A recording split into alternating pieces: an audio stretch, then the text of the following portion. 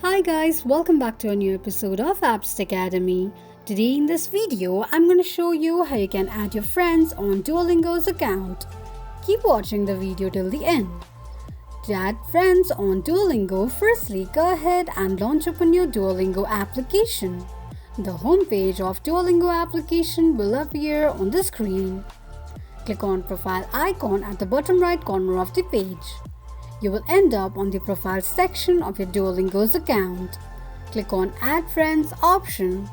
You can either add your friends by inviting them, finding it from contacts, or else you can also search by their name or username as well. Here I'm going to search by their name. You can see the search results displayed on the screen.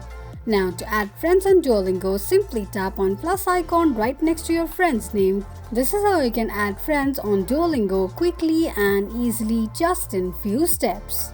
If you have any thoughts or queries, let us know in the comments section. Don't forget to subscribe to our channel. Also, press the notification bell icon so that YouTube will notify you whenever we post a new video.